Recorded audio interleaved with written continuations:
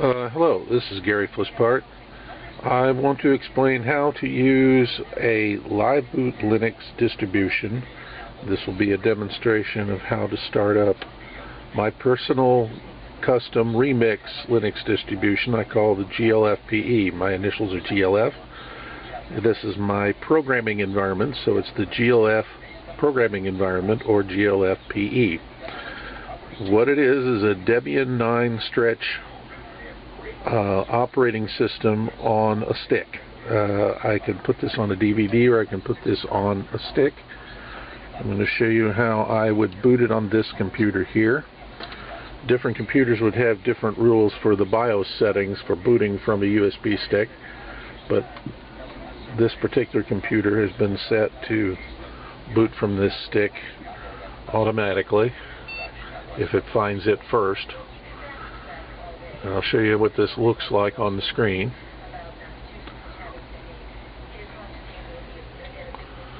The first thing you get a first level boot with two selections on this particular stick, because I use multi-boot USB to put more than one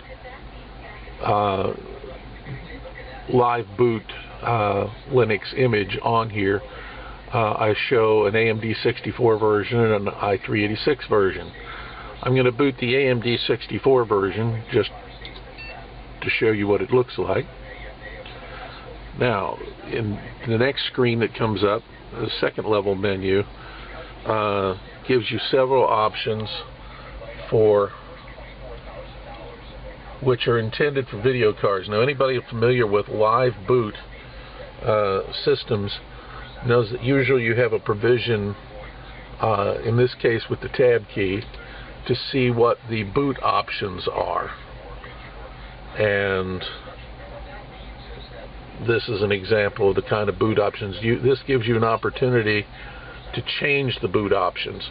The preset menu items are there because these are menu sets that these are option sets that I believe are particularly useful to me and to others. But basically, I'll get, if you have a well-supported video card with accelerated graphics working properly under the Linux, not all do, then you could use this default boot here, live AMD 64. I have one here that I've specifically tailored to work most of the time on my system, which has an old NVIDIA card, a GeForce 6150 430, which is no longer supported properly by either NVIDIA, Linux, or Windows for that matter. And I have problems with it, but I minimize some of those problems by booting from this, and it allows me to use a higher resolution screen. If that causes trouble, and it sometimes does, I also have this option, the basic video, which basically eliminates all drivers and uses a default XVGA type driver, 1024 by 768 driver. It's a little on the ugly side, but it has its advantages in that it's simple and it always works. The failsafe option takes a couple of things out that on some computers get in the way. I have tended not to need it, but I put it in there because it's built into the system. At any event, what I'm going to do is boot the basic video just to show you what it looks like when it boots. Now, the idea here is this is a live boot operating system running entirely off of that USB stick and the RAM memory. It does not require any hard drive. The hard drives that exist can be seen, but they're not mounted by default, and you don't have to use them. Therefore, you can test this operating system. You can use it as you wish, and you do not have to, if you do not wish to, make any changes at all to your underlying computer. You don't affect the operating system, you don't affect the files, until and unless you choose to. If you mount one of the local disks, you can then copy files to and from it. You just need to know what you're doing and be careful that you don't mess up something that you didn't intend to. Because this is a relatively low resolution screen, the arrow is a little fat. One of the features I built into the GLFPE, because I live near Louisville, Kentucky, I built Louisville, Kentucky as a location into the system, and I can set that, and it gives me weather and sets the proper time zone. One of the little tricky parts of this system is I've optimized this thing to use local time instead of UTC or Greenwich Mean Time, as most Linux distributions do, because it tends to cause fewer complications when working on a system that already has Windows installed. I find that to be a more common situation than not, so that's the way I've set this system up. If you install this, you do have the option to install everything that's on this live boot system to a hard drive on a computer and run it without needing the live boot anymore. And then you're on your own for running that operating system, do anything with it you want. But Linux by default uses UTC, and if it's the only system on the computer, it's simpler to do it that way. But if you have Windows on the system, there is an advantage in letting it work the way Windows does, because Windows likes to use local time. Anyway, this is an example of the desktop. The system I prefer to use is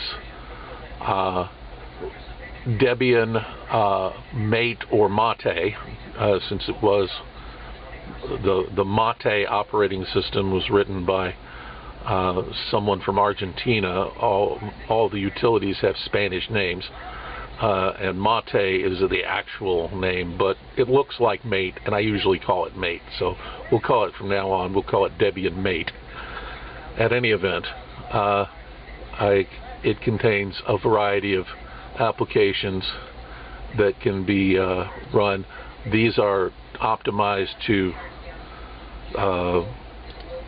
do work that I want done. I put a broad variety of things on here of interest to me and other people, and I encourage anyone who's interested to try this system out. But I wanted to show you what it looks like to boot it up. In another video, I'll demonstrate a little more of what's in the system. This is the GLFPE for Linux.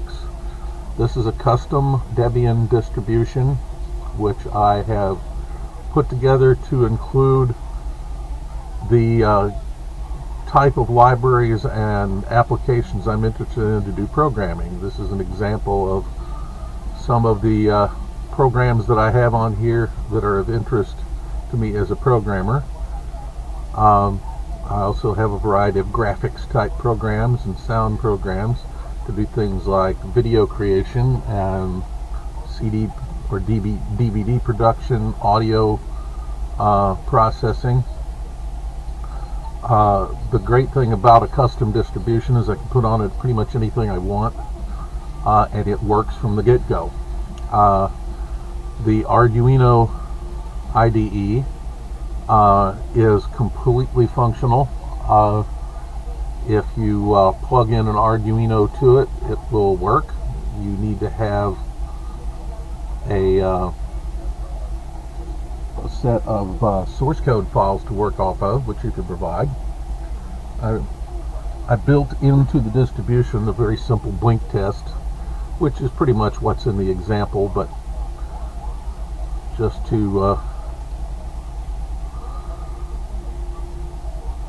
show what that is, if I do the sketchbook, I see the blink test and bring it up. I can go to tools, and you can see that I've included provisions for the PJRC Teensy series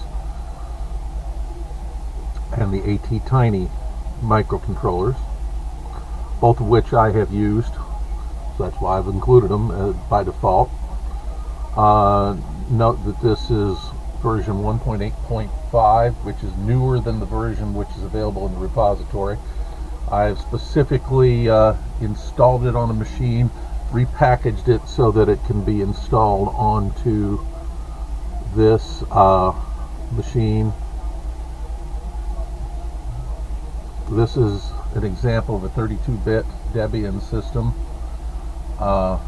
It has the usual Office products such as Libreoffice,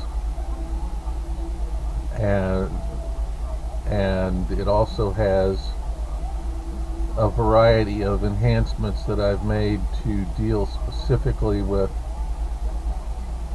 issues that come up for me. As you see, there's the Libreoffice Calc. You can plug this live boot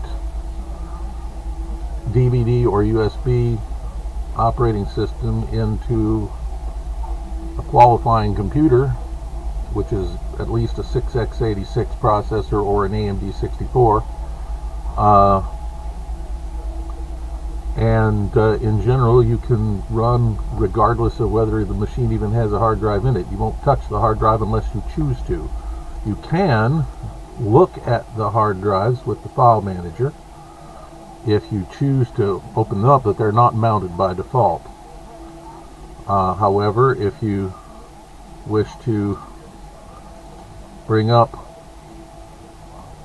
the hard drive on the machine and it's viewable under Linux, there you have it. You have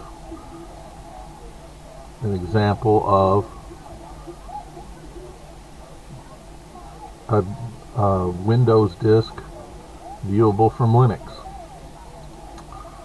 The applications I put on there include Dosbox.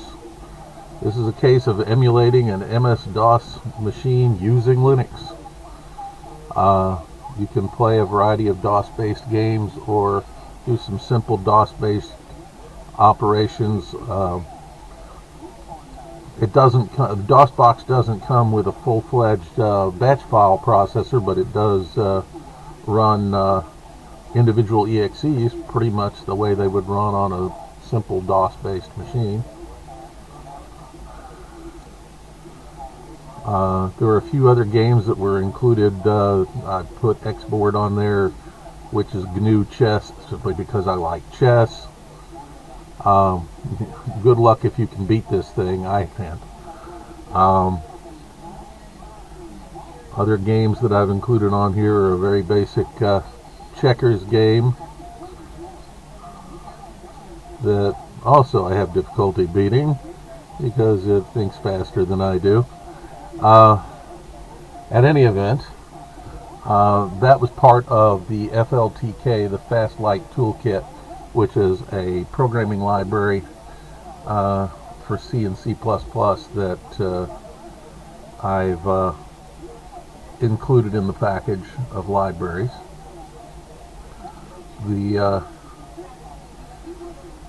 installed software in here, it's easy to use Synaptic to install software.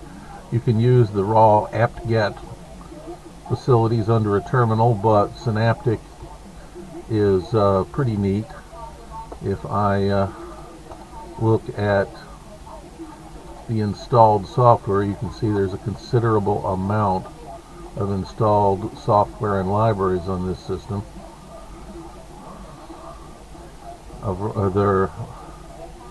I have a body of C and C++ code that I've been carrying around for a few years, and I've included all the necessary libraries to compile that code. It was originally developed under MS-DOS and ported to Windows. Some of the libraries were necessary to get it to work under Windows, and those libraries were open libraries that could be also found for Linux. And I have a couple of custom things on here, like the VIDE, which is an IDE to develop C and C++ programs. I found the complete source code for this IDE program online and have been able to move it around between Windows and Linux for several years. I've had to make a few bug fixes in it over the years to deal with changes in the C specification, but it still works. I may be the only user in the world of the IDE at this point, because even the author has pretty well abandoned it. But he's left it out there on the website. The website's been carried for a while, and I appreciate his work. He had a complete GUI package called V, that, for visual I presume, that the VIDE was used. This was just a quick overview of some of the things that were included on the GLFPE package. For example, one thing, I put in a program that simply tells you. This is using the Fastlight toolkit to make a GUI program that displays the version. This is GLFPE version 5.12 for 386s, and this is largely just a test of how I can use a program that's also on here, record my desktop, which I'm using to record this tutorial. That's not so much a tutorial, it's just a quick overview of what's available. You can download this, an ISO for my current version of the GLFPE, either for 64-bit or 32-bit systems, from a link which I can give you to my Google Drive. I don't have a full-blown website at this point, but perhaps that'll change. But at this moment, I'm just trying to get this up to the point where people can see it and get interested. Well, thanks for looking at the GLFPE. Perhaps you'll hear from me in another video.